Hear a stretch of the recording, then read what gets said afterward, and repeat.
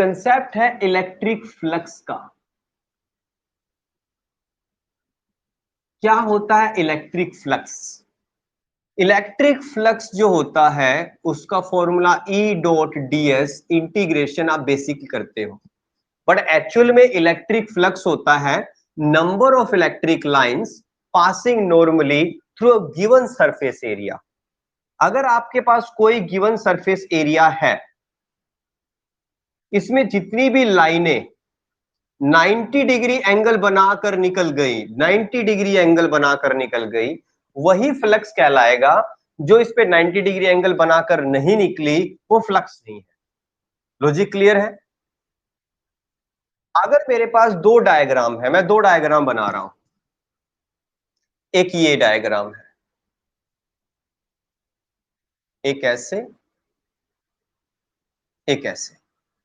देखना, ये ऐसे है और ये ऐसे है। इलेक्ट्रिक लाइंस इधर से आ रही थी, ऐसे आ रही थी, ठीक है। ये जो एंगल होता है, ये जो डॉट है ना, इसको ओपन करो, E D S cos theta, ये आएगा। ये जो थीटा एंगल है ये किसके बीच में है? ये इलेक्ट्रिक फील्ड के बीच में और किसके बीच में? डी एस वेक्टर के बीच में। इलेक्ट्रिक फील्ड के बीच में और किसके बीच में एंगल? ये एरिया वेक्टर के बीच में। एरिया वेक्टर क्या होता है? अगर मेरे पास एक सिंपल सा एरिया है, ये एक एरिया है, ये एक एरिया है, ये एक स्केलर क्वांटिटी है। अगर इसके ऊपर एन कैप लगा दिया जाए, जैसे इसके ऊपर एक n cap, perpendicular n cap लगाऊंगा, तो ये एरिया नहीं रहा, अब ये एरिया वेक्टर बन चुका है, क्योंकि एरिया को एक डायरेक्शन मिल चुकी है। बताओ लॉजिक क्लियर है?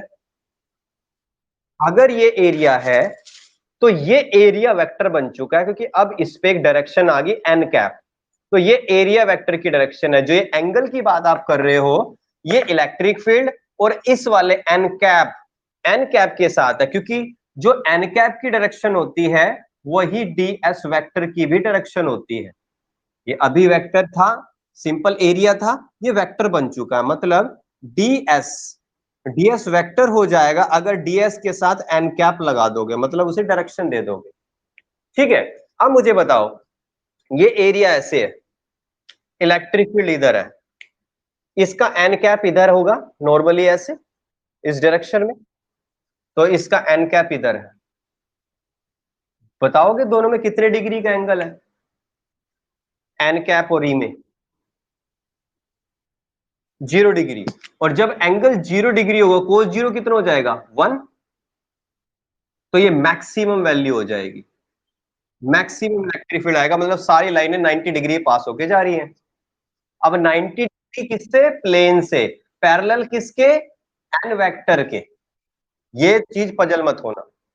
अब जैसे यहां है प्लेन ऐसे है, इसका एन कैप ऊपर होगा ऐसे, और इलेक्ट्रिक फील्ड उधर जा रहा है।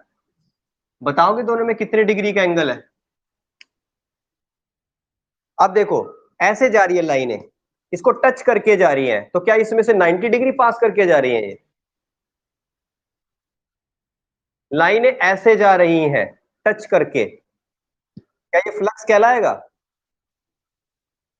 ऐसी वाली लाइनें फ्लक्स होती है, जो 90 डिग्री पे ऐसे जाती है वो फ्लक्स होती है।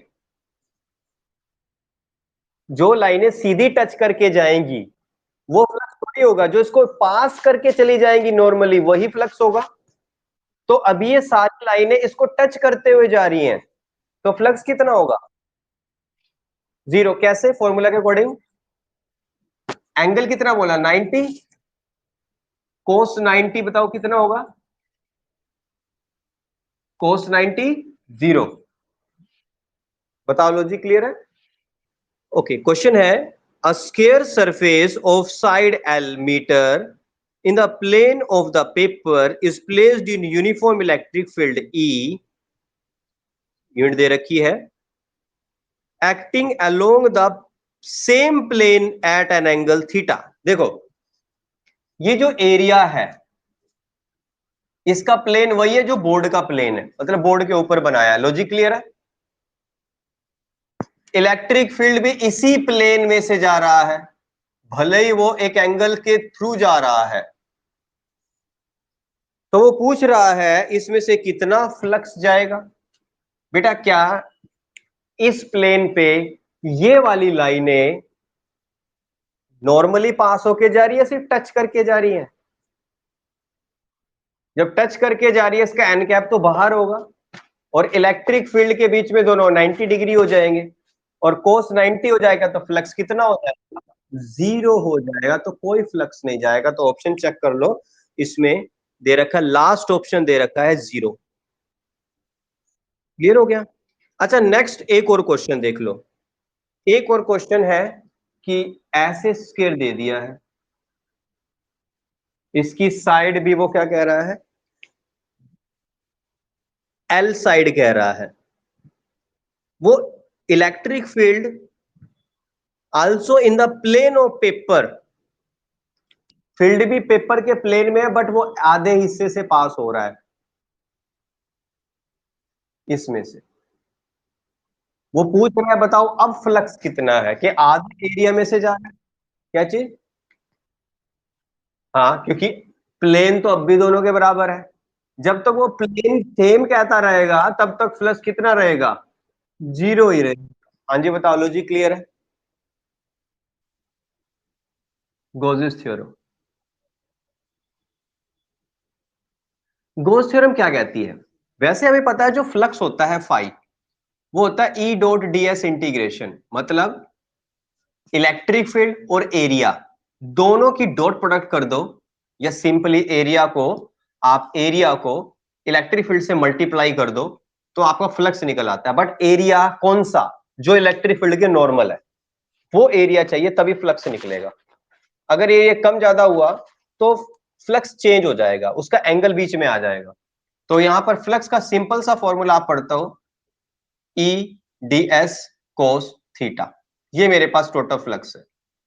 बट इस फॉर्मूला से आप सोल्व करना नहीं चाहते, मिस्टर गोज ने कुछ और कहा। उसने कहा अगर फ्लक्स सोल्व करना चाहते हो, फाइंड करना चाहते हो किसी क्लोज्ड सरफेस का, क्लोज सरफेस कैसा भी हो सकता है, सफियर हो सकता है, क्यूब हो सकता है, आर्बिट्रेरी शेप का हो सकता है, कुछ भी। अगर इनके अंदर चार्ज है, कहीं पर इनके अंदर चार्ज है, तो आपको फ्लक्स का एक सिंपल सा फॉर्मूला याद करना पड़ेगा, phi which is q upon epsilon naught. जो भी चार्ज अवेलेबल है उसको सिर्फ एप्सिलॉन नॉट से डिवाइड कर दो, आपका आंसर आ जाएगा। यही कहा था गोज ने। तो गोज ने कहा था the total flux over a close surface area is equal to 1 upon epsilon naught times the total charge enclose inside that surface area. बताओ, लॉजिक क्लियर हुआ? तो ये बताया था गोज ने। इसी में और कंसेप्ट बन जाते हैं। इन शेप को छोड़ दो, इस शेप पे आ जाओ। ये क्या चीज है? एक क्यूब है। कितने प्लेन्स है क्यूब के अंदर? 6 प्लेन्स होते हैं। जैसे कमरे में बैठे हो, 4 वॉल्स है, सीलिंग है, फ्लोर है, कितने हो गए? 6 प्लेन हो गए। 6 के 6 प्लेन में से, ये क्यूब एक जैसे साइड है सारी, 6 के 6 प्लेन में से इतना फ्लक्स आ रहा है, तो अमित एक दीवार में से कितना निकलेगा? एक दीवार में से उसका छठा हिस्सा। बताओ, लॉजिक क्लियर हो रहा है? तो इसमें 1/6 हो जाएगा। बस एक ही कंसेप्ट है। आप जितने प्लेन में निकालना चाहते हो, आप उतने पार्ट का निकाल लो, ठीक है ना? 1/6 पार्ट एक में से होगा, 3 में से कितना निकलेगा? उसका आधा हो जाएगा जितना टोटल था। तो इस तरह से आपको सॉल्यूशन करना पड़ेगा, सोचना पड़ेगा थोड़ा सा माइंड बना के, ठीक है? आपको चार्ज को सिमेट्रिकल शेप के अंदर बंद कर देना है, फिर आपका टोटल आंसर आ जाएगा। सिमेट्रिकल शेप के अंदर बंद कर देना ना। ये तो हो गया गोस थ्योरम का बेसिक। अब इसके बाद आता है गोस थ्योरम की एप्लीकेशन। एप्लीकेशन का मतलब है गोस थ्योरम का यूज आप किस लिए करते हो? आप करते हो इसका यूज इलेक्ट्रिक फील्ड फाइंड करने के लिए। और इलेक्ट्रिक फील्ड फाइंड किसके लिए? कैसी शेप के लिए? अलग अलग तरह की शेप के लिए। सबसे पहला, electric field due to straight line charge. Straight line charge, अभी मैं इसको स्ट्रेट लाइन बोल रहा हूं, लाइन चार्ज भी बोल सकता हूं। लाइन का मतलब एक लेंथ के ऊपर फैला हुआ है चार्ज। हाँ, ऐसी लेंथ हो जिसके बारे में आप सॉल्यूशन कर सको। ऐसा है ना आपको भाई इसकी बताओ टोटल लेंथ कितनी है, ठीक है ना? लेंथ की जो ज्योमेट्री है वो आपको थोड़ा पता होना चाहिए कि ये जो लेंथ है किसी सर्कल का हिस्सा तो नहीं है, या कोई आर्क है जिसकी रेडियस इतना है, जिसको आप कैलकुलेशन में कुछ हद तक सोल्व कर सको। ठीक है, तो एक स्ट्रेट लाइन चार्ज की वजह से इलेक्ट्रिक फील्ड निकाला जाता है, इसकी पूरी एक कैलकुलेशन होती है जो आपको सिखाया जाता है। अब थोड़ी दूरी r दूरी पर यहां पर निकालना चाहते हो इलेक्ट्रिक फील्ड, तो यहाँ गॉस थ्योरम लगाओगे, सिलेंडर बनाओगे, निकाल दोगे। तो मैं डायरेक्ट आंसर लिख रहा हूं, इसका इलेक्ट्रिक फील्ड होता है lambda upon 2 pi epsilon not r। आपको जस्ट ये बात याद रखनी है कि किसी भी लाइन चार्ज डिस्ट्रीब्यूशन के लिए इलेक्ट्रिक फील्ड गॉस थ्योरम का भी यूज कर लो तो आंसर आएगा lambda upon 2 pi epsilon not r। Lambda क्या है?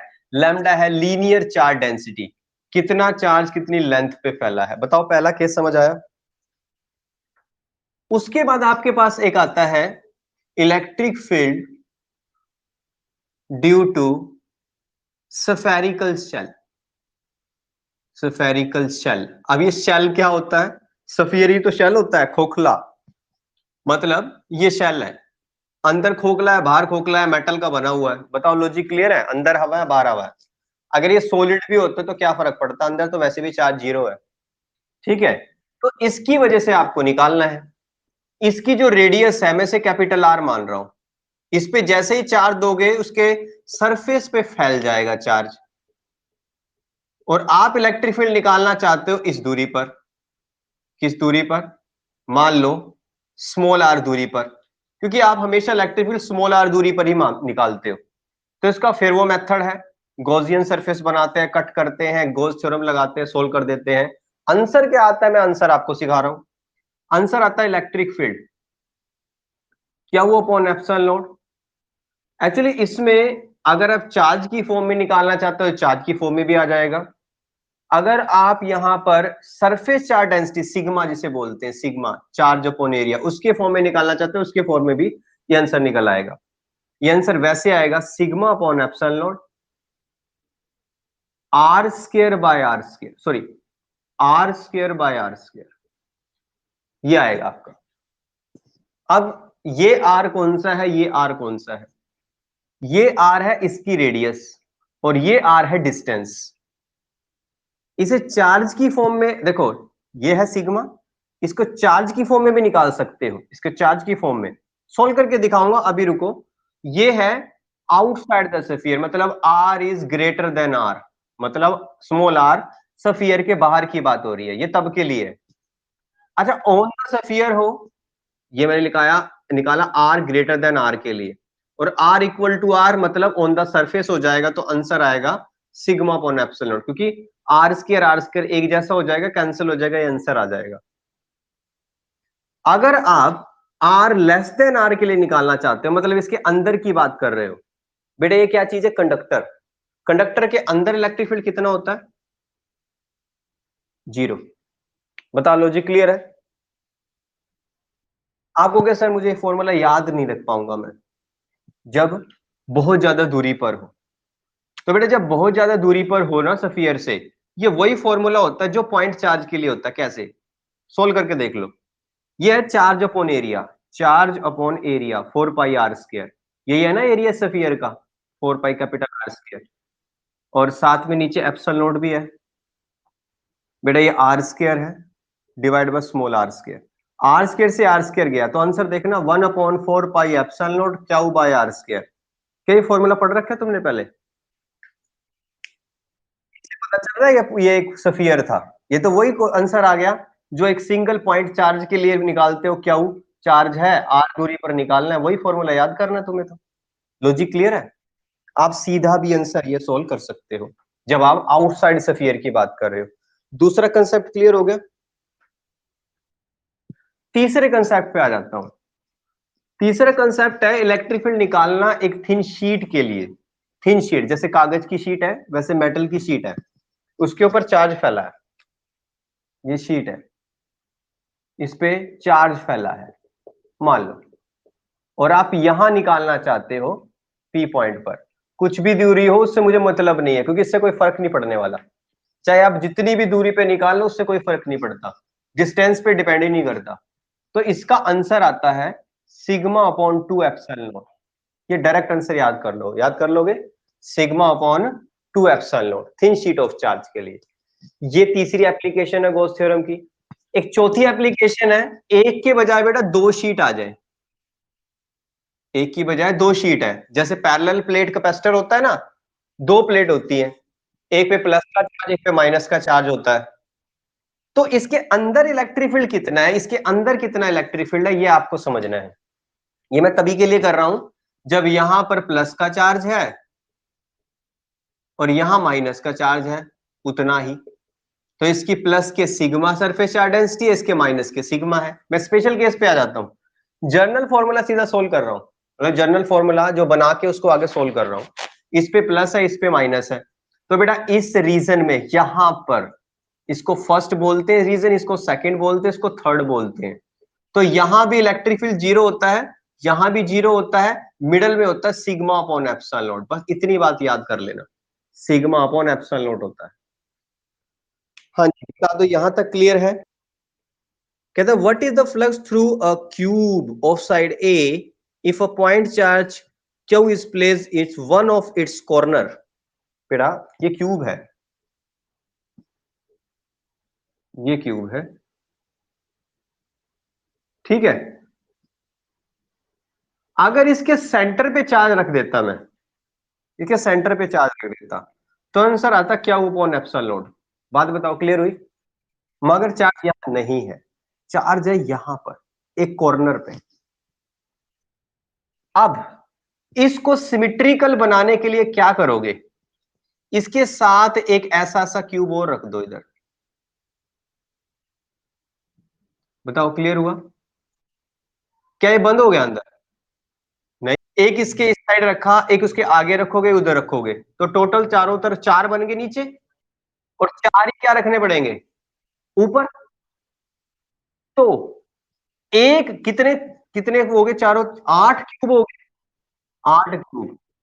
अब पूरे आठ के आठ क्यूब में से आंसर आ गया क्या वो अपॉन एप्सिलॉन नॉट। अब आठवें हिस्से में से, आठवें क्यूब में से कितना लिखेगा, इसका आठवां हिस्सा। बताओ लॉजिक क्लियर है। ठीक है, इस तरह से देखो भाई, सिमिट्री बनानी पड़ेगी आपको। ठीक है, सिमिट्री बनाओगे तो ही आंसर समझ पाओगे, वैसे सिमिट्री के बगैर आंसर नहीं है। चलो, तो ये आंसर होगा। कौन सा आंसर था ये, ऑप्शन कौन सा था ये, बी। अच्छा, a charge q is enclosed by a Gaussian spherical surface of radius r. If the radius is double, then the outward electric flux will be. Okay, बेटा ये चार्ज है, ठीक है, इसको एक सफियर में बंद कर दिया, तो इसमें से कितना फ्लक्स निकलेगा, क्या होगा, एप्सिलॉन निकलेगा। अगर भाई मैं नहीं, मैं तो इसको इस सफियर में बंद करूंगा, अब कितनी लाइनें निकलेंगी इसमें से, सेम ही तो निकलेंगी। गॉसियन सरफेस के साइज को छोटा बड़ा करने से क्या होगा, अगर इसमें से 10 लाइनें निकल रही है तो 10 ही तो सब में से निकल के जाएंगी। तो कोई इफेक्ट नहीं पड़ता गॉसियन सरफेस की जो शेप क्या होगी, शेप पे भी नहीं डिपेंड करता भाई। शेप जैसी मर्जी है जिसमें से बंद करना है, आर्बिट्रेरी ले लो, कुछ मर्जी ले लो, और किस भी रेडियस का ले लो, किस भी साइज का ले लो, उससे कोई फर्क नहीं पड़ता। तो आप लिखोगे रिमेन सेम, सी आंसर होना चाहिए 23 का। नेक्स्ट है, एक होलो सिलेंडर है भाई, कहता है इसके अंदर चार्ज है, इसके अंदर एक, if phi is the flux in units of volt पर मीटर, जो भी है, associated with the curved surface, इसके कर्व वाले हिस्से में से निकल रहा फ्लक्स फाई। ये सिलेंडर है भाई,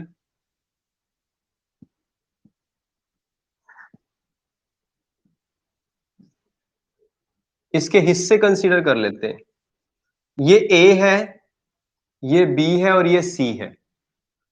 कहते हैं इस वाले हिस्से में से, ये जो कर्व्ड सरफेस है ना, इसमें से जो फ्लक्स निकल रहा है वो तो फाई है।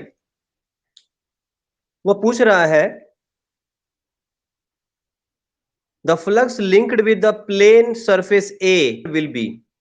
कहता है इसमें से कितना निकलेगा। बेटा इसने सी ए इस साइड बना दिया, इससे कोई फर्क नहीं पड़ेगा वैसे। कहता है इसमें से बता दो कितना फ्लक्स निकलेगा, करें सॉल्यूशन। अच्छा बेटा, ये सेंटर पे कहीं चार्ज है, ठीक है, तो इसमें से कितना फ्लक्स निकलेगा? निकलेगा नहीं निकलेगा? ये वाला निकलेगा। अच्छा, ये 3 हिस्सों से निकल कर जा रहा है, इसके बाद कहां कहां से? ए में से, बी में से, और कहां से भाई? सी में से। ठीक है, बता दो लॉजिक क्लियर है कि नहीं क्लियर? साथ ही साथ ये देखो, क्या ये वाला एरिया और ये वाला एरिया एक जैसे हैं? जितना फ्लक्स यहां से निकलेगा, फ्लक्स उतना ही यहां से निकलेगा। सिमिट्रिकल शेप है ये। ठीक है, तो बेटा जो फाई सी है वो भी तो फाई ए के बराबर ही है, कुछ गलत तो नहीं लिखा? और जो से निकल रहा है फ्लक्स, उसका नाम आपने खुद दे रखा है पहले से बुक में, फाई। यहां तक भी क्लियर है कि नहीं क्लियर है? सोल्व करो दोनों को। फाई ए कितने होगा? 2 फाई ए, क्या वो अपॉन एप्सिलॉन नॉट। इसको इधर ले जाओ, माइनस के फाई, गलत तो नहीं लिखा? फाई ए की वैल्यू क्या होगी? 1/2 किसका? क्या वो upon epsilon naught minus phi. ढूंढ लो क्या आंसर है। डी नजर आ रहा है। नेक्स्ट क्वेश्चन है, कहता है क्या वो है charge located at the centre of the cube, the electric flux through any face. Any face याद आ रहा है कुछ? क्या वो अपॉन 6 एप्सिलॉन नॉट। अगर मैं इसे, जैसे यहाँ 4 पाई की फॉर्म में लिख रखा है ना दोनों तरफ, 4 पाई से मल्टीप्लाई कर दूं, 4 पाई से डिवाइड कर दूं, तो ये 4 pi q upon 4 pi epsilon naught 6, ऐसा भी कोई? बी आंसर है। 4 pi q 4 pi epsilon naught 6। But now the next is, a point charge q is placed at the center of a cube of side L. The electric flux emerging from the cube is, क्या फर्क पड़ता है कि उसकी size दे दिया उसने? है तो वो क्यूब ही, साइज तो वैसे भी मैं यूज नहीं करता, तो क्या वो अपॉन एप्सिलॉन नॉट होगा अगर पूरे क्यूब से पूछा है।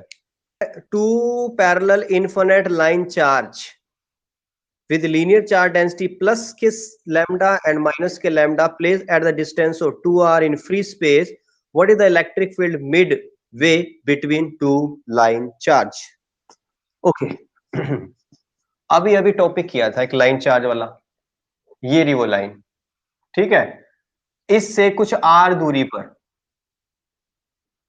आर दूरी पर ये प्लस का निशान, प्लस मान लो इसके ऊपर, इसमें आंसर आएगा इलेक्ट्रिक फील्ड का पहली लाइन के बारे में, lambda upon 2 pi epsilon not, ये डिस्टेंस है आर। ठीक है, और उसकी डायरेक्शन इस साइड है, तो इस पॉइंट पे जो इलेक्ट्रिक फील्ड है उसकी डायरेक्शन इस साइड है। हाँ जी बता दो, क्लियर है? इतनी ही दूरी पर यहां पर एक और लाइन चार्ज है, बट उस पे है माइनस का चार्ज। वो भी कितनी दूरी पर है यहां से? आर दूरी पर। उसकी वजह से भी इलेक्ट्रिक फील्ड कितना होगा? Lambda upon 2 pi epsilon naught R. अब आप कहोगे सर माइनस क्यों नहीं लगाया? माइनस का मतलब होता है डायरेक्शन, तो मैंने दिखा दी, इधर E2 है, E1 भी उधर जा रहा है। आप कहोगे सर इधर क्यों जा रहा है? क्योंकि प्लस से दूर जाती है इलेक्ट्रिक फील्ड, नेगेटिव की तरफ आता है इलेक्ट्रिक फील्ड, तो दोनों की डायरेक्शन सेम है, तो सेंटर पे दोनों ऐड हो गए हैं। जब दोनों ऐड हो गए हैं तो आपका आंसर आना चाहिए E1 plus E2, lambda upon 2 pi epsilon naught r, twice हो गया, आंसर हो गया lambda upon pi epsilon naught r आ गया। डी आंसर है। The electric field at the distance 3/2 r from the center of the charge conducting sphere shell, spherical shell radius r is E. The electric field at a distance r/2 from the center of the sphere is, 3 case बताए थे। ये spherical shell है, ये radius r है। मुझे ये बताओ 3/2r का क्या मतलब है? r से बड़ा या r से छोटा? 1.5 आएगा? आर से बड़ा नहीं है? आप बाहर हो इसके, यहां का इलेक्ट्रिक फील्ड कहता है ई है, वो पूछ रहा है R/2 का इलेक्ट्रिक फील्ड क्या होगा। R/2 कहां पर होगा? अंदर। अंदर इलेक्ट्रिक फील्ड कितना होता है? अंदर हो गया बस।